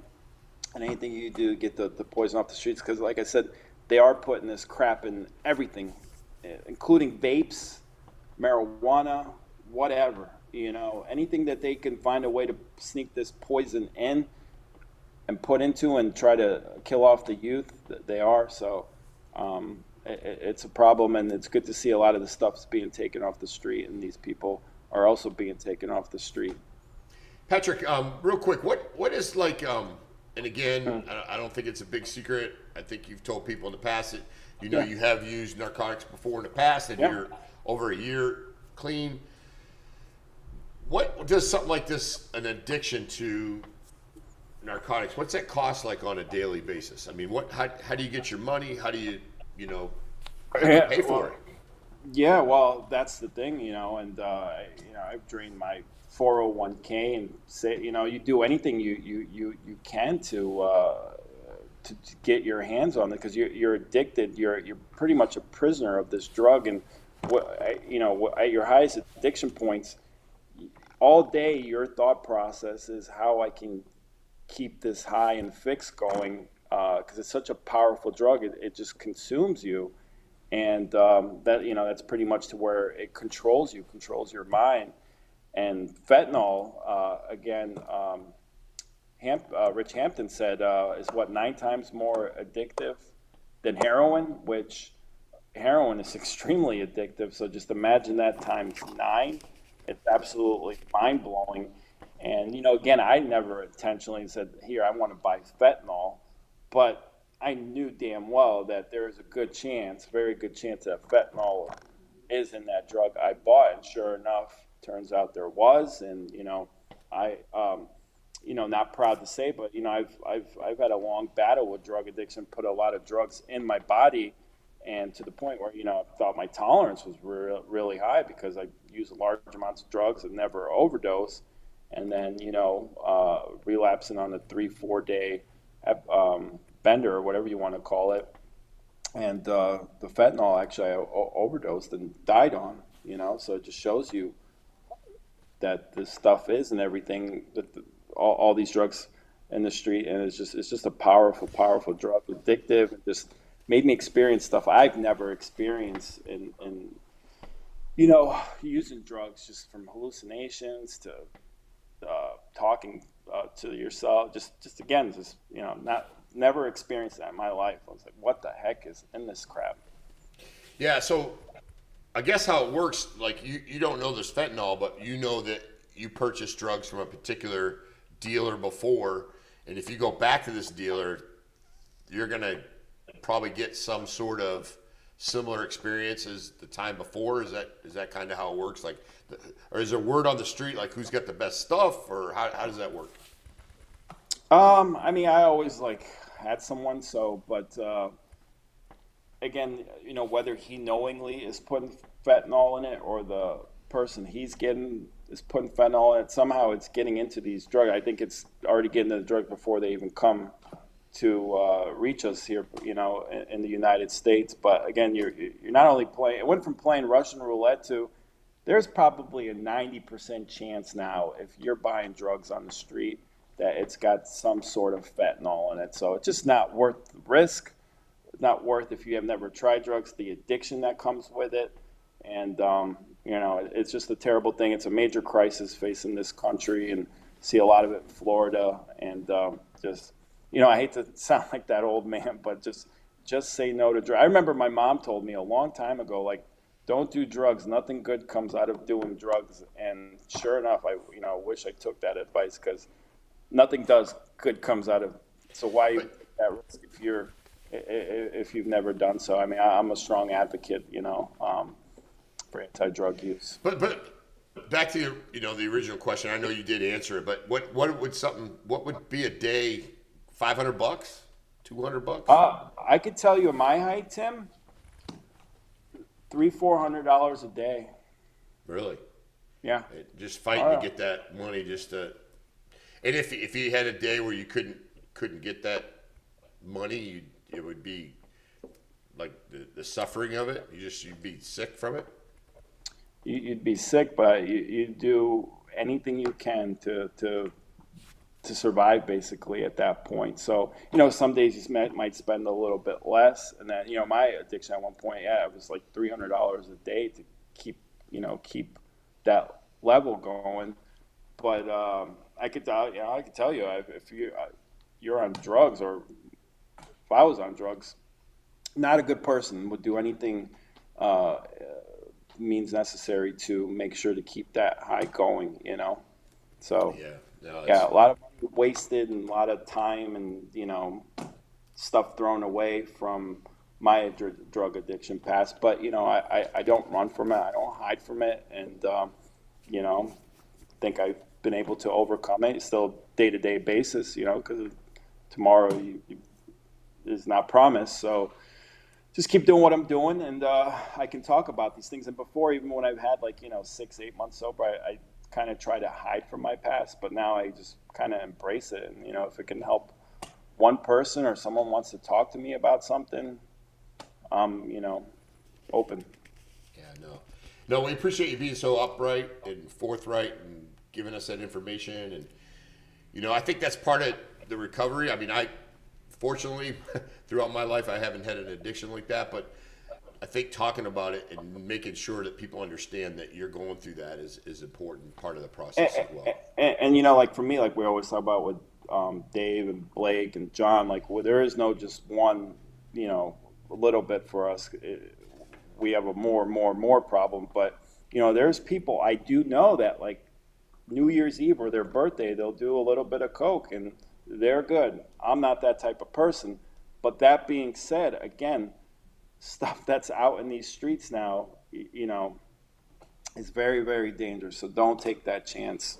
Yeah, no. Well, thank you for doing that. We have our special guest coming up. We got Bryce Lawrence. Bryce Lawrence is the founder of Vanguard Partners. Let's Let's see if Bryce made it in. Bryce, are you there, buddy? I am, gentlemen. How's it going this morning? Good. Good morning. You're looking good. You're looking good. Thank That's a you, good sir. looking gentleman right there. It looks like he could kick our ass too, Tim. Yeah, he could. I think he does a little of that MMA stuff, right, Bryce? You do some of that? A little bit of that stuff. Yeah, back in the day, it's part of my story, man. Yeah, no, that's a good story. Yeah, so we got you on. Welcome aboard 239 Live. We always have a great time here at 239 Live. We enjoy bringing in special guests like yourself to tell us a little bit about what's going on in the community, a little bit about yourself. Give us a little rundown for those listeners out there about Bryce Lawrence. I have had the opportunity to see you several times at John Yeah. Huffman Speaks, and just great person and a great speaker. And tell us a little bit about yourself. Yeah, Tim, Pat, thanks for having me on today. I'm pretty excited about this, man. Been a long time coming here, but yeah, my background was born and raised in Naples, Florida, and yeah, this has been my home for first 31 years of my life. I actually moved out to Dallas, Texas 2 years ago, and so that's where I'm at right now with my wife and kids. But as a lot of people in Southwest Florida know, I fought professionally for the first half of my life, and it was a fun time most of the time, and sometimes it wasn't. But yeah, at 19, I was a professional and won the world championship with ISKA. Went on from there to open up Vanguard Partners at the age of 26. But had some painful stuff about my story leading up to that. I'd always wanted to fight professionally. That was the goal. That was all I'd ever cared about. But always worked in construction to pay the bills, because fighting, as most people don't realize, it doesn't really take care of a family. And yeah, we had our first son when I was 24, actually 23, and he had passed at full term birth. And from that point forward, kind of rocked my world and quit fighting at the time and reprioritized life to focus on building my family. And then opened Vanguard Partners at 26 and have been working with contractors, trade companies, the service space ever since, man. Can you tell us? Can you tell us a little bit about? I know we got Patrick up on there too, but can you tell us a little bit about? I'll go back. We will talk a little bit about that fentanyl, but can you tell us a little bit about Vanguard Partners and what that's all about? Yeah, definitely. So, like I said, I've always been in construction, the trades. My father was a GC as a kid. And from that point forward, just to support this fighting addiction that I had. I know you guys were just talking about drugs. Fighting was my drug, man, for the first majority of my life. It's all I cared to do. It's all I thought about. And yeah, construction always supported that. But I was an operations manager, finance manager for a lot of local contractors in the landscaping space, HVAC space. And I had started to get poached from companies locally. And a lot of guys were reaching out, trying to hire me as an operations or finance manager. And I kept saying no because I was happy with where I was at. But I wanted to help. And so started consulting for companies on the side. And that turned into something that made a lot more sense for me financially at the time. And so I made that jump at 26 and opened Vanguard up. And from that point forward, we've been helping contractors with really three main priority problems. I think that there's three issues with any business, but especially in the trades, construction, home service businesses. There's three problems. It's revenue generation, people, which I'm more than happy to talk more about and what I mean by that, and then numbers. And it's either you've got all three of those issues, and we all have all three of those issues, really understanding the financials, how to hire, manage, train, onboard, and fire people, and then at the same time generate revenue. And then which one of those issues is your biggest one in this season is what I help business owners work through and really put a plan together for and make sure it's not consistently that same problem for season after season after season. We move this business forward. So that's what we do. That's interesting stuff. What is? I know we have a lot of changes. Our current administration.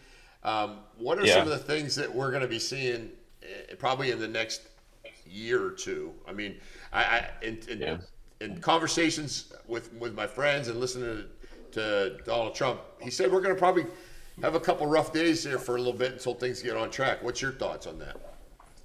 Yeah, honestly, I think that at the end of the day, especially in Southwest Florida, it's a really good idea of what's happening across the country, and then Dallas as well, being out here working with companies in the Dallas Fort Worth area, and really all over the US that we get to touch.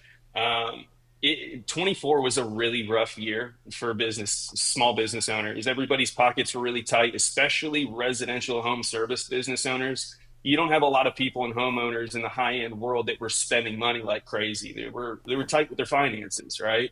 And even in 2025, I think the beginning of the year has been a little bit stronger. It almost instantly increased revenue with all of our clientele, which was really surprising. As soon as the Trump announcement was made, we saw revenue spike temporarily with a lot of our clientele. Because again, most home service residents that residential business owners, they are high ticket, right? So they work with homeowners that have extra cash and have high income. And so a lot of those quotes that had been out for the past 6 months or the past 12 months, they started closing as soon as this transaction with the Trump administration took place and everybody moved into office. But we've seen it slow back down a little bit. To be quite honest. And I think that what's going to happen is over the next 6 months, people are going to get more comfortable with what's taking place. I think that with all the stuff going on with tariffs and, the unease and just we're not sure where everything's settled just yet, has got homeowners a little bit tightened up again. But I think it's gonna be really good. We're expecting some major things in the end of 2025, Q3, Q4, for our small businesses that we work with, especially in the trades and construction. Yeah. And Bryce, talk a little bit about, community. I got a chance to meet you at Mind Your Business 2 event up in Fort Myers through John Huffman and Blake Becker. And that's really the great thing about the community here. It seems like no matter what profession or everyone here is trying to help each other and build each other up and network together. It's a special group. Got to know Jeff Delaney through that event Yeah. and that network. So kind of talk about that and how you connected with John Huffman and Blake Becker. Yeah, John Huffman was one of my first clients actually, and he always tells people that he only hired me to learn what I do because he wanted to do it too, and so it wasn't even for his own business, to be honest. But we've done some incredible things with Huffman's business over the past 7 years. It's grown tremendously. He was actually, when I met him, doing a lot more revenue, but a lot less profits. And so we've transitioned his entire business model and made it a lot more profitable. Myself and my team at Vanguard, we care about the bottom line, not the top line. Revenue's a vanity number to us. We care about profits at the end of the day. And so just going back to the question, though, man, John Huffman is a pillar in Southwest Florida, as you guys are as well, and has really done a lot of amazing things for the entire community. Obviously, you mentioned Becker. He's a client. He was a client, one of my first ones as well. I've had an amazing opportunity to work with Becker, and he's awesome company, awesome people. But, man, yeah, so Mind Your Business, the events that we put on a quarterly basis and that you guys were a part of this past February, it's us giving back to the community. It really is. We don't make money on those events. We're obviously just trying to add value to our community in Southwest Florida, and whatever we can do to support our small businesses in the area is what we do. We've got a weekly group call that a lot of business owners that were in that room are on every single Wednesday. That we jump on. We just talk about the business problems. We go over very specific topics to build companies, the pain points that they're experiencing. But we've got an incredible, resource of business owners in Southwest Florida and really all over the country that are on that call and just building each other up. You guys, that's what you do. That's what we're all about as well, man. It's why we're all on the call right now. And we want to support in every way that we can and hopefully avoid a lot of the pain and pitfalls that we made as well along the way. So. Well, no, yeah, that definitely happens in that circle and that network, and just blessed to have so many great people in Southwest Florida like yourself, Blake, and John Huffman. But enough with the softballs. Let's get to it, Bryce. You and Rafal, a good friend of mine, Rafal, in a cage match. Who wins? Rafal is a large man, and he's got a lot of aggression, as you know. He does. Yeah, in a good way, but so do I. I think that a lot of people that when they get around me, they say that I'm Doctor. What is it? Hyde and Jekyll, right? Jekyll and Hyde. And so, yeah, Jekyll and Hyde. And I'm a different person when you put gloves on and step into Yeah. the gym. That's my world, man. And I'm pretty dang aggressive as well. Yeah, Rafal, I love you. And if you're listening to this, I don't care. I'd beat the crap out of you, dude. Like, hands Oh, down. we got it. We got it. Yeah. Okay. That bring it. Well, We- all right. I'm What just about like, Patrick, that's something I think we could probably promote live right here in the we studio. can make that happen. We could Yeah. put up the cage. We could put up the cage. No problem. right in Studio 239? No. Shout out to Rafal. Love Rafal. I've known Rafal for a long time, and I've witnessed some of his little rages, as you would like to say. But definitely a guy you don't want to mess with. Speaking of which, you ever get an opportunity to train or fight against Drew Stewart? Yeah, man. Yeah, Drew Stewart's a longtime training partner and one of the biggest guys in 239, as you guys both know. Yeah, Mitchell he's an Studio amazing dude. 239 security. Yeah. Yeah, yeah, absolutely. Yeah, we've trained a lot over the years. I've been in Drew's corner at his professional fights and vice versa. He's been in mine as well. And yeah, he's fun to hit in the body. His head, I just hurt my hands punching that dude's head. It's a watermelon. And so, yeah, it doesn't do Got a much. big head. But he does have a big head, man, for sure. And it's more like a bowling ball, I would say. When you punch it, it just hurts your hands more than anything. So, yeah. A Very good dude hard for headed. sure. Yeah. Yeah, I think with Drew, I think if you did get in a fight with him and you gave it all you had and you hit him and he just sit there and looked at you and you'd be like, oh shit, what am I? What's Plan B on this one? You know? That's Yeah. it. Yeah. And that's what I was in law enforcement. You know, when you're a young police officer, you're always like, you know, where's the battles at? I want to be in the middle of the battle. When you've been around for a little while, you're kind of like, how do I get myself out of this battle? I do not want to be in this battle, right?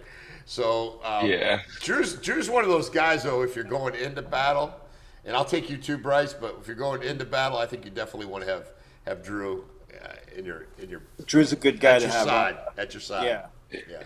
Yeah, that's for sure. You need some people that are there to support you no matter what on your team. But more than anything, have a couple of loose screws, and I think Drew and myself have a few of those. So yeah, man, it helps. Yeah, no, and I've heard stories. Drew Stewart can definitely get down in the ring or outside the ring. Drew Stewart's not a guy you want to make too upset. And then last but not least, if we're going to talk MMA for 239, Crafton Wallace. Yeah, man, he was definitely he was one of my first trainers, the father figure for me for Yeah. years. I grew up in that gym. It made me being under his teaching, him as a father figure. It changed my life in a massive way. Yeah, he really did. He showed me dedication. He showed me determination. He taught me a lot of life lessons that were needed as a young man, that I wasn't necessarily finding anywhere else. And I got into a lot of trouble as a kid. Got arrested 5 times before I was 19. And yeah, it was my safe haven, honestly. It was the only place that I was allowed to go to. I was on probation and house arrest most of high school. And it was the only place my probation officer would allow me to go was to the gym. And so that's what I did. I wasn't good at fighting for the majority of the first couple of years there. But when you get beat up by grown men every day at 14, you get pretty good pretty quick. And so, yeah, Crafton was a massive part of my life, and I don't think that I would be the man that I am today without him, and quite a few others along the way.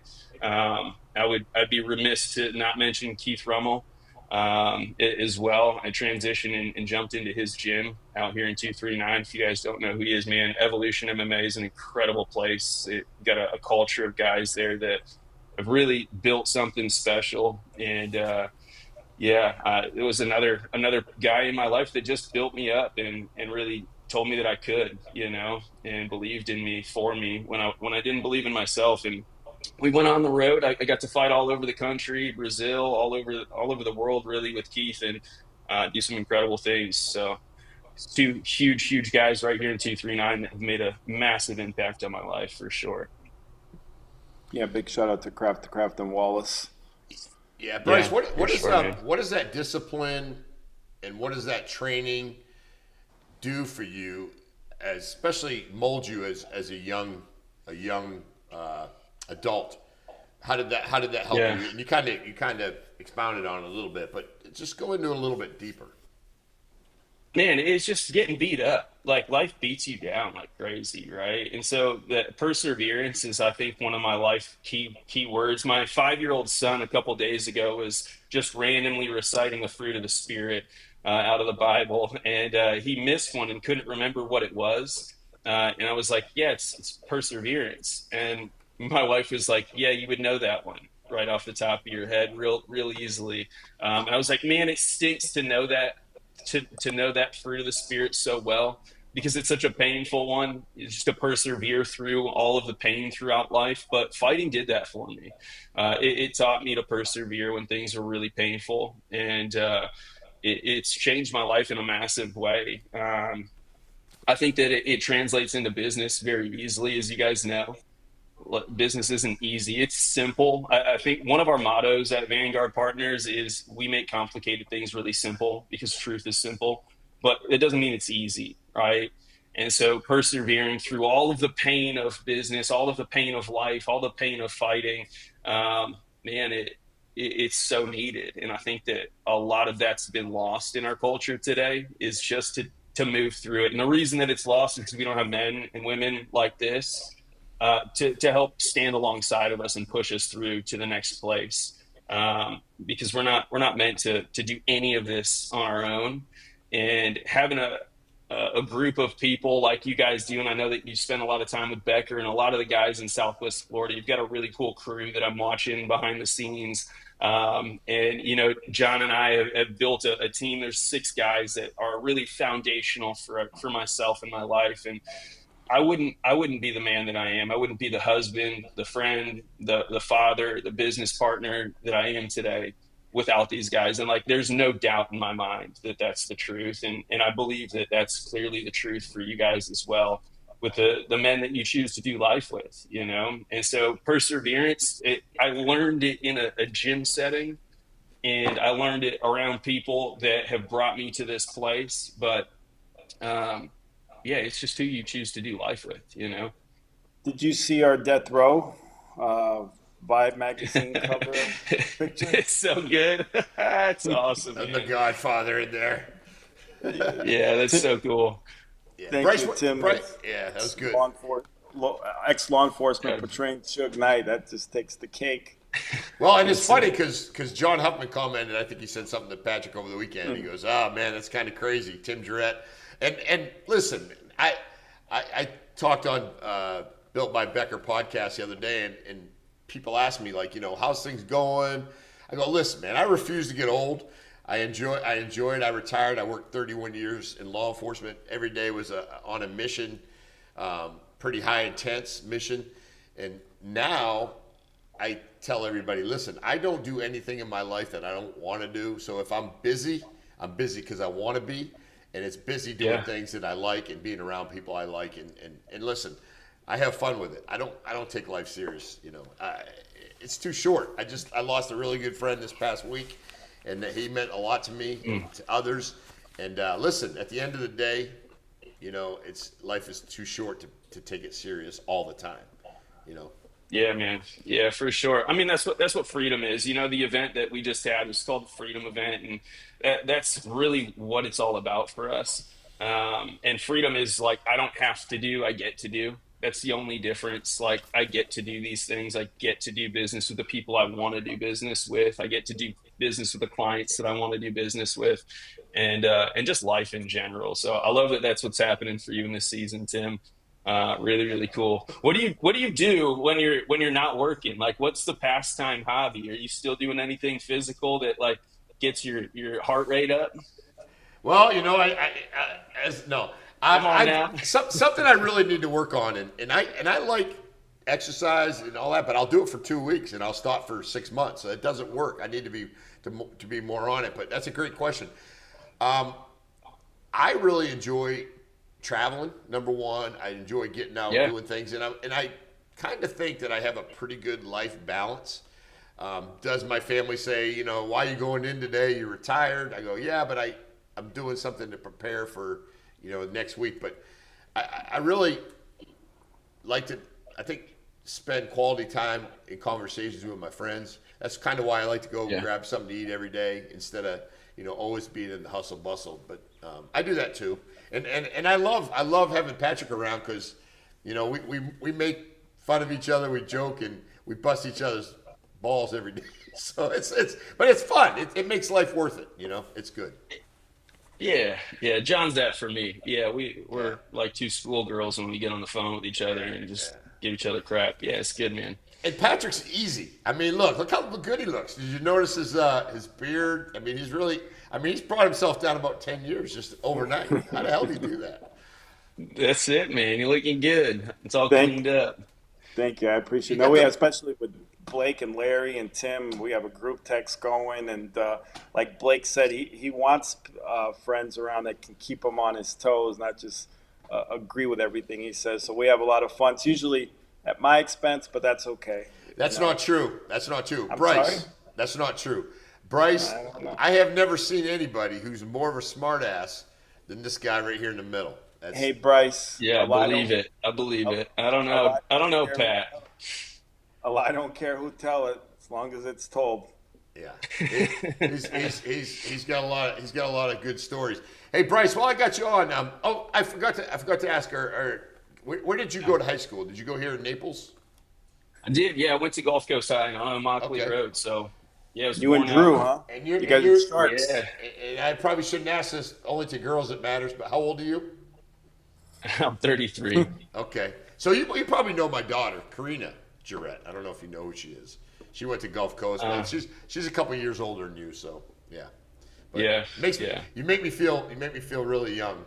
Same age as my daughter. So, Sorry about that. but no, that's good. Gulf Coast is a good school. It It's was not great. lately. Yeah, I loved it. But it's all right. Yeah, Patrick says Laley's the top dog. That's Best- what he says, huh? That's why I'm sticking to it. Best sports family in Collier County history came out of Laley, the Paul family. It's fair. It's fair enough. Yeah, I don't know. I like the Sharks, man. I'm a pretty big fan of Gulf Coast High. Gulf It was a good school to be a part of.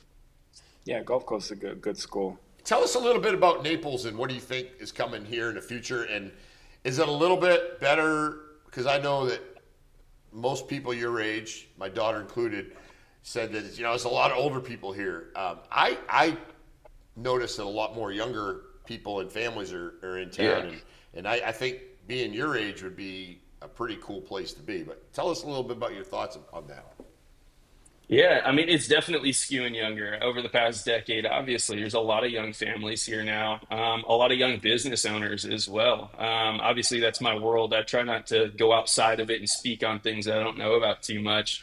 But when it comes to businesses, guys, I mean, the whole baby boomer generation is handing off businesses right now, right? They're either going out of business, they're selling them, or they're passing them down to kids. And so, yeah, in the next 5 to 10 years here, I mean, the 80% of businesses in Southwest Florida that are owned by boomers are going to hand from one generation to the next. And so we're seeing a huge turnover in the business world, which is also a huge turnover in the family dynamics, in the actual dynamics of the entire community right now. And so I think that there's some pretty cool things happening in Southwest Florida. It's growing like crazy. Season's starting to not be season more and more every single year. It's being, becoming really steady, which gives opportunity to the local small business owners that are not chains to stay open and generate revenue throughout the year, which has been so difficult historically in Southwest Florida. And I'm really excited about, even our landscaping companies that typically have season in the summertime. And then, our other restaurants that are open and really, really thriving when, it's season, and all of our snowbirds come down, are able to stay open throughout the year and really build something special. So I'm excited for Southwest Florida in a lot of ways. Real quick, Bryce, speaking of restaurants, kind of a segment I've been doing here. Top 5 favorite restaurants in Naples. Bryce Lawrence. Go. Oh wow, you put me on the spot, man. So I live in Dallas now. All right, I'm living like yeah, all out here in Dallas the past 2 years. But oh man, that's a difficult one. I don't even have one off the top of my head. All I'm No. thinking about is Dallas right this second. Well, Dallas And has Trulux, right? Because Trulux is a Texas company, so Yeah, I keep forgetting Bryce is out there in Dallas. Yeah. Yeah, that's Yeah. it. Put him all these I'm back in Naples Southwest Florida all the time. I know you yeah. are. I What's know the you are. what's the bicycle shop that's got the cafe in it down on Vanderbilt? You know what I'm Bicicleta. talking about? Bicicleta. That one. Yeah, that place is pretty solid. That's one Yeah. of my go-tos for sure. But okay. Yeah, that was given. Yeah. That was on the TV show too, as well. One of the top. What was it? It was on one of the food wars yeah, type. Yeah, they food got wars. featured, yeah. yeah, it's good. and is it Nutrition Elite? I think over Pat. on the Vanderbilt. Pat. Pat, Yep. yeah, It's your buddy, man. Tim. Yeah, Pat's great. Yeah. And we have Nutrition 239, but Pat over there at Nutrition Elite, he makes these shakes. Good. Not Their Dunkin' Donut lunches. ones, but- Not Dunkin', Tim. All right, That's Bryce, how it. about Dunkin' or Starbucks? Oh, neither, man. We got something called 151 out here, but Starbucks. If I had to pick, That sounds like right? alcohol. 151 sounds like alcohol, Bryce. It does, but it's pretty good coffee. Yeah, But you would go with Starbucks over Dunkin'? Dunkin' just tastes like burnt garbage, Tim. I'm sorry, dude. I don't know what to tell you. I don't know. I don't know how to order at Starbucks. I mean, I don't small, medium, and large. Venti, Grande, Grande, whatever the hell. I'm not. Tim, the funniest thing was, Tim, we had someone in the studio did a book for Random House, an audio book, and he needed tea for his voice because he's recording for 10, 12 hours. So Tim going through Starbucks, the drive-through, trying to order a hot tea, and they're asking him, "Do you want, English? It's like, Do you want what the hell? Give me a tea. I just want a fucking tea." Just give me tea, man. Yeah, that's it. I was about ready to blow a gasket, and the guy was nice, so I was cool. But I'm like, I don't know, just a tea, a hot Just tea. give me something. Give me like 14 different names. I'm like, I have no freaking clue what any of these things are. It's nuts. Yeah, that's it. I'm pretty simple. I get the girliest drinks possible. So I'm like, just give me a vanilla something latte. And that's how I judge a coffee shop, Give me all the sparkly stuff on it. So That's Fair great. enough. Hey, we really appreciate you coming on. It's a pleasure. And listen, you have without a doubt you have an open door for us to come in. When you come into Naples, make sure you call us and or come into the studio. Come in the studio, I think hopefully we're hoping by Friday or maybe even next week we're gonna be having the studio open and we're gonna be able to do it a little bit different than what we are now. But we'd love to have you coming in. And then love if you're in town for the official opening party, which will be next month, right, Tim? Grand opening. Yeah, April 17th we're looking at to have our grand opening Yeah. at the 239. So we're just kind of giving it a test run here and kind of having fun with it. And but we appreciate you. We appreciate you. that's exciting stuff. I'll be in town for the 17th anyway, so I'll be there. And I'm looking forward to it. Guys, love what you're doing. Thank you for having me on. It's a privilege and appreciate it. Have a good day, gentlemen. We're having tons of Thank fun. you. Thank you, buddy. Hey, what a Bryce. good guy, man. Hey, Great guy. hey, you guys, you're kind of looking like Bryce. I mean, he's a good-looking guy, right? So, Don't you're try catching, Bryce. you're catching up with him. You're catching up with him. Hey, Patrick, guess what? We're almost out. We gotta give a little bit of this music. This is our one and only Dave and Jonna. Relentless Hope. Relentless Hope. A little bit. Thank you guys for tuning in. Wednesday, what do we got coming up for Wednesday, Patrick? You got any surprises for us? Wild Wednesday. We're going to talk about the After Hours podcast. We're going to be tired. That's a big secret. Can't tell you where it's at. Got some big guests, but yeah, we'll be talking about the launch party and the After Hours podcast. Be a long night. Guess what? Time is up. We are out. Point at it, Patrick. Point at it. Touch it. Boom.